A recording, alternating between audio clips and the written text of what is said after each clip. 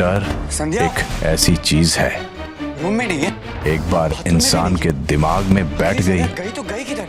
तो उसे आसपास होने वाली हर मामूली बात भी डराने लगती है। पर संध्या का अपने तालाबंद कमरे से इस तरह चुपचाप युवराज की जेब से चाबी निकालकर कहीं गायब हो जाना मामूली बात नहीं थी। उसे एक तो युवराज का राज और उसे छुपाने के लिए होने वाली घिनौनी साजिश संध्या सब पता चल चुका था और वो सब करने से उसने इनकार भी किया था। ऐसे में उसका घर में कहीं दिखाई न देना युवराज के लिए सबसे बड़ी परेशानी की वजह बन गई है। संध्या! क्या आपने संध्या को देखा? संध्या मैडम उठ गई क्या? अरे साहब अभी तो सिर्फ 6:30 बजे है और आप इतनी जल्दी कैसे उठ गए? ठीक है तुम जाओ। जल्दी उठ गए। इस संध्या ने तो नींद उड़ा के रख दी है। शायद रात को कहीं निकल तो नहीं गई है। संध्या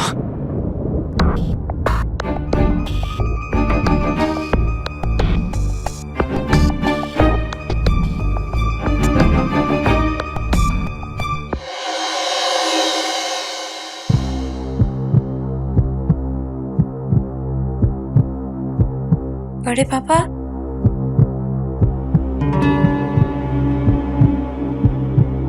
बड़े पापा। संध्या, संध्या तुम यहाँ कैसे?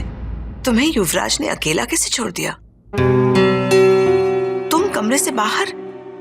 I mean, वो मम्मी जी, युवराज सो रहे हैं। मैं उनकी जेब से चाबी निकालकर ताला खोलकर आई।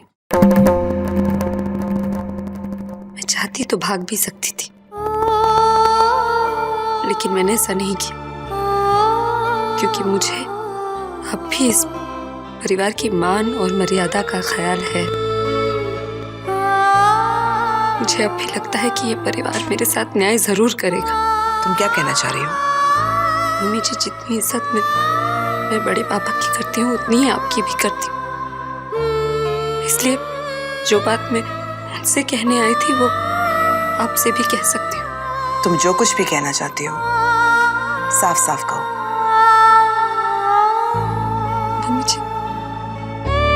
मम्मी जी, आप भी तो एक औरत है ना,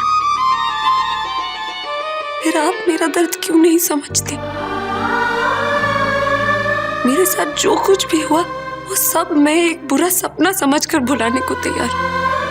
युवराज जैसे भी है मैं उन्हें वैसे ही अपनाने को तैयार हूँ। मुझे एक पत्नी होने का सुख ना मिले ना सही, मेरे लिए युवराज की पत्नी होने का दर्जा ही काफी है। उनकी खुशी के लिए मैं सब कुछ भुलाने को तैयार हूँ मम्मी जी। लेकिन उन्हें सिर्फ एक बात समझा दीजिए कि वो मेरी इज्जत के साथ खिलवाड़ ना करे। मुझे किसी और इंसान के साथ संबंध बनाने के लिए मजबूर ना करे। नहीं होगा मुझसे ये, किसी भी पत्नी से नहीं होगा।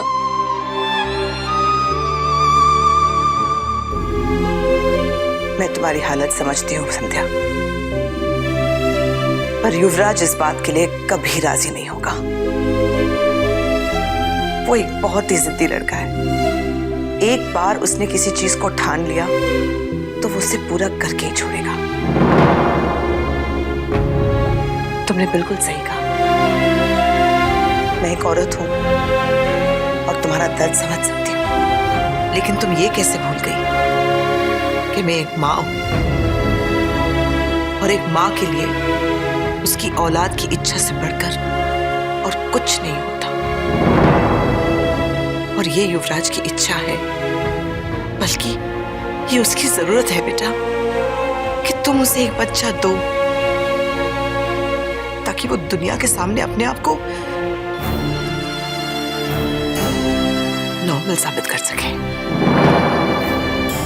और तुम जानती हो बेटा, ये काम किसी तीसरे इंसान के इन्वॉल्व हुए बिना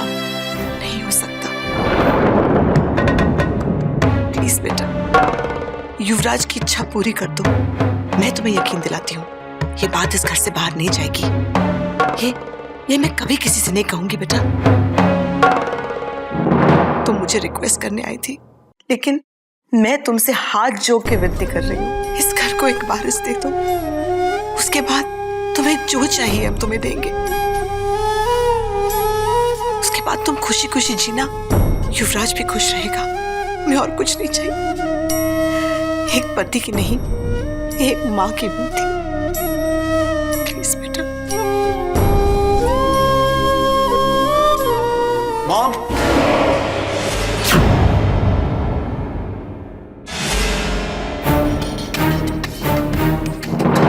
तुम यहाँ?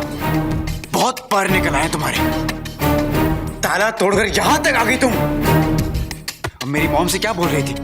मेरी मॉम से अपने आगे हाथ जुड़वा गई तुम। तुम्हारी पूजा तो मैं करूंगा आज। चलो। युवराज रुक जाओ, क्या कर रहे हो? सब लोग देख लेंगे। देखने दो मॉम, इसको इसकी औकात पता चली चाहिए और बाकी सबको भी। चलो।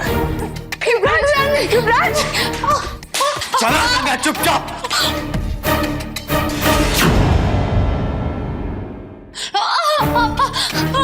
युवराज नहीं, चलो।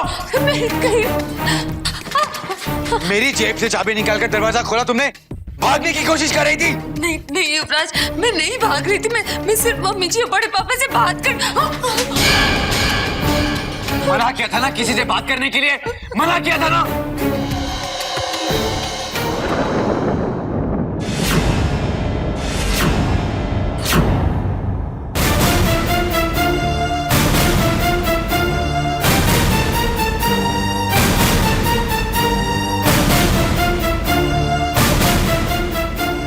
ये तुम क्या कर रहे हो युवराज? दिमाग खराब हो गया तुम्हारा? लातों के भूत बातों से नहीं मानते नीरज। हाथ छोड़ मेरा। नहीं युवराज, मैं तुम्हें संध्या पर हाथ उठाने नहीं दूंगा। युवराज कुछ तो रहम करो उस पर। वो देख नहीं सकती। देख नहीं सकती लेकिन सुन तो सकती है। लेकिन ये तो मेरी बात भी सुनने को तैयार नहीं है। इसे तुम मैं युवराज रिलैक्स। देखो, तुम संध्या को जो समझाना चाहते हो मैं उसे समझाने के लिए तैयार हूं। अच्छा, मतलब तुम मेरी बात समझ गए हो और इसे भी समझा दोगे? मैं तुम्हारी सारी बात समझ चुका हूं और संध्या को भी समझा दूंगा। नीरज, तुम ये क्या? तो क्यों रही हो इसे? पहली बार तो ये समझदारी की बात कर रहे हैं और अभी तुम्हें भी समझा देगा। तुम दोनों एक दूसरे को समझा दो, इससे अच्छी बात क्या हो सकती है मेरे लिए? अच्छी तरह समझा दो इसे नीरज, और इसे ये बता दो कि अगर ये मेरी बात नहीं मानेगी तो इसे कितना भारी पड़ेगा।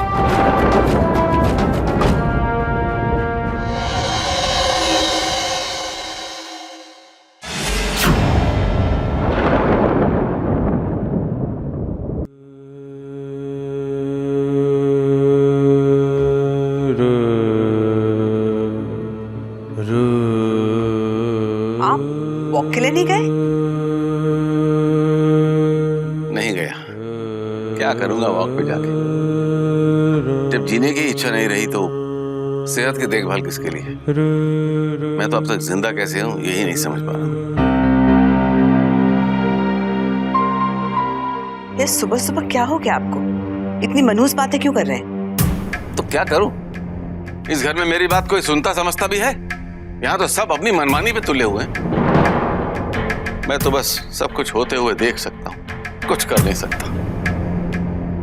और संध्या, अरे वो तो एक अंधी लड़की है बेचारी, उसके साथ तुम लोग ये सब क्या कर रहे हो? उसकी होशियारी की वजह से तुम लोग उसे बेवकूफ नहीं बना पाए तो उसके साथ ज्यादती कर रहे हो। और युवराज कल रात उसे बेरहमी से पीट रहा था। जो कुछ हो रहा है उसके लिए वो खुद जिम्मेदार है। क्यों? अंधी होने के बावजूद वो तुम सबसे होशियार निकली इसलिए? और तुम लोग उसे बेवकूफ नहीं बना सके इसलिए उसे जिम्मेदार ठहरा रहे हो? लेकिन एक बात कान खोलकर सुन लो, मैं आज तक सिर्फ तुम्हारी वजह से ही खामोश हूं। लेकिन अगर संध्या के साथ बदसलूकी और बदतमीजी बंद नहीं हुई तो मैं अपनी 27 साल की शादी भूल जाऊंगा। और ये भी भूल जाऊंगा कि तुम लोग मेरे क्या लगते हो। भले ही मेरे पिताजी ने तुम्हें विरासत, जायदाद और प्रॉपर्टी का मालिक बना दिया हो, लेकिन आज भी इस घर का सबसे बड़ा मैं ही हूं। तुम सबके खिलाफ जाकर अपने अधिकारों का इस्तेमाल करने के लिए मुझे मजबूर मत करो। अगर इस घर में शांति चाहिए तो संध्या के साथ मारपीट बंद करो, वरना इस घर में महाभारत होगी और उसकी जिम्मेदार तुम होगी, सिर्फ तुम।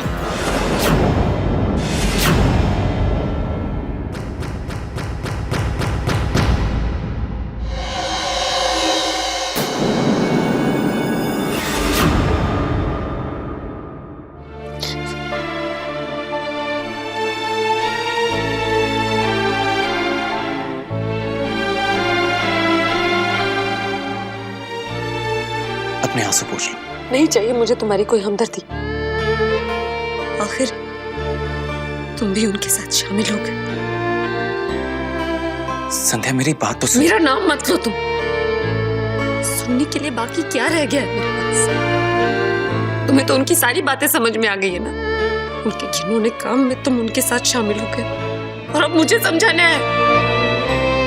जी नीरज, घिन आती है मुझे तुमसे। तुम जैसा सोच रही हो वैसा बिल्कुल भी नहीं है। हाँ, मैं मानता हूं कि मैंने जागीरदार परिवार के इस घिनौने साजिश के लिए हाँ किया है। और अभी अभी युवराज से भी मैंने कहा कि मैं तुम्हारे साथ संबंध बनाकर उसे बच्चा दूंगा। पर मेरा यकीन मानो और ये बात तुम अच्छी तरह समझ लो कि जब तक मैं इस प्लान में हूं, मैं तुम्हारे चरित्र पर कभी दाग नहीं रखने दूंगा। संध्या, मैं सच कह रहा हूं, मैंने ये सब तुम्हारे लिए किया है और मेरी तरफ तुम्हें भी इस प्लान के लिए हाँ कहना होगा, ताकि एक तो तुम्हारे साथ हो रही ज्यादती खत्म हो जाएगी और दूसरी ओर उनकी बात मानकर हम उनसे अपनी मन की तैयारी के लिए कुछ वक्त और मांग लेंगे। पर नीरज, इसका मतलब मुझे भी हाँ कहनी होगी? हाँ संध्या, संध्या मेरी बात को समझो। अगर हम दोनों उनकी बात को नहीं मानेंगे तो वो लोग रुकने वाले नहीं हैं। मेरी जगह वो लोग किसी और को तैयार करेंगे। पर अगर हम हाँ कहते हैं तो हम तुम्हारे साथ हो रहा अत्याचार रोक सकते हैं और अब उनके सामने हाँ कहेंगे। पर सच में ऐसा करना या ना करना हमारे हाथ में होगा संध्या। पर अगर मेरी जगह कोई और आएगा तो वो ये सब क्यों करेगा संध्या? और अगर हमारे पास वक्त होगा तो हम इस सिचुएशन से निकलने के लिए कोई दूसरा प्लान ढूंढ लेंगे। इसलिए संध्या मेरी बात ध्यान से सुनो। फिलहाल हमारे पास सिर्फ यही एक रास्ता है जिससे हम इस हालत से बाहर निकल सकें।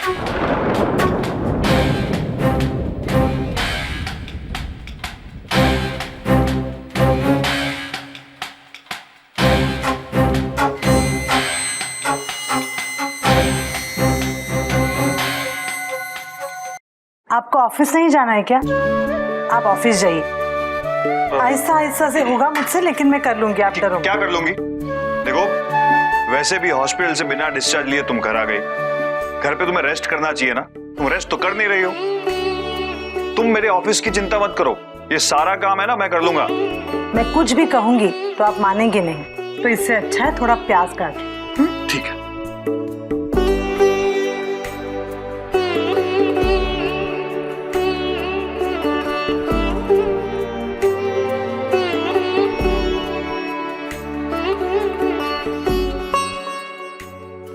मैंने कहा था ना आपसे, आप रहने दीजिए। आप तो काम में काम बढ़ा रहे हो गया ना? इससे अच्छा है अगर आपको कोई काम करना हो तो बाहर जाकर काम कीजिए। ये मैं कर लूंगी, जाइए आप।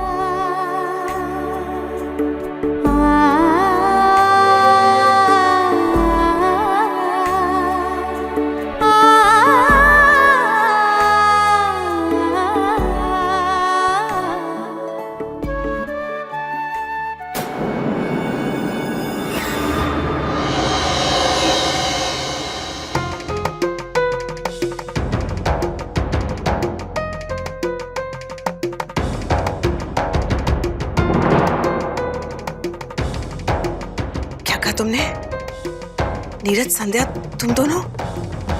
जी बड़ी माँ, मैं तैयार हूं।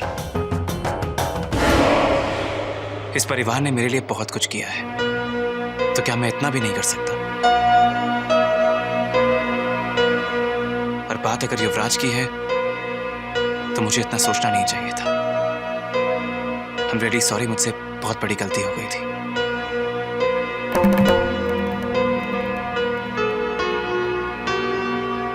इसलिए मैंने संध्या से भी बात कर ली है और उसे भी बना लिया है। आप लोग जैसा चाहे वैसा ही होगा।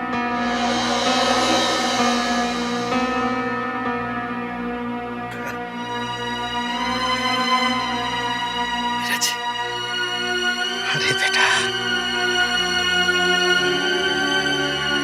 देर आए दुरुस्त आए। तुमने हम सबको कितना खुश कर दिया है ये तुम नहीं जानते। हमारे दिमाग से बहुत बड़ा बोझ तुमने कम कर दिया बेटा। हाँ? भगवान गणेश ने मेरी सुन ली। आज 5 दिन हुए हैं वो हमारे घर में आए हैं और 1 दिन पहले ही संध्या को सारी सच्चाई का पता लग गया।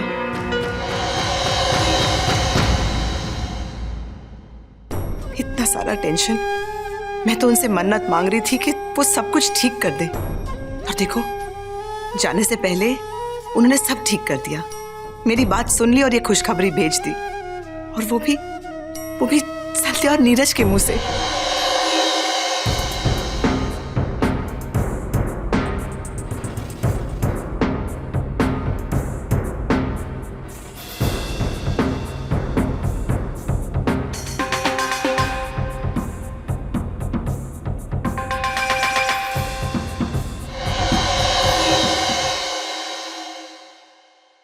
संध्या, तुम्हारा ये उपकार मैं जिंदगी भर नहीं भूलूंगी।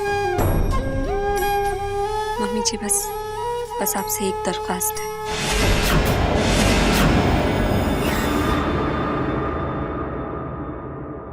हाँ, बोलो ना बेटा। मैं और नीरज इस काम के लिए तैयार तो हो गए, लेकिन इस पर अमल करने के लिए हमें थोड़ा वक्त चाहिए।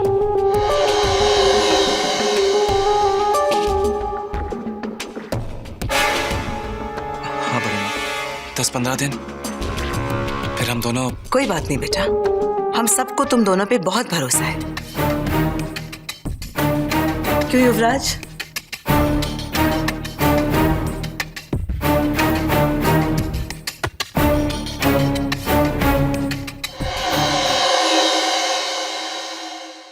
अब तो खुश हो ना? किसी ने भी दोनों पर शक नहीं किया, सब इसे सच मानकर खुश है। कम से कम थोड़े दिनों के लिए संध्या पर बदसलूकी नहीं होगी। अगर अपने मन में जो है वो हो जाए तो किसे अच्छा नहीं लगता। प्रभावती, युवराज और पंकज ये सोचकर खुश हो रहे हैं कि उनका बनाया प्लान कामयाब होने जा रहा है। संध्या और नीरज ये सोचकर खुश हो रहे हैं कि जो उन्होंने सोचा अब सभी लोग ठीक वैसा ही समझ रहे हैं। पर इस सब खुशी के पीछे कोई तो है जो इस खेल के खतरनाक भविष्य को भांप रहा है।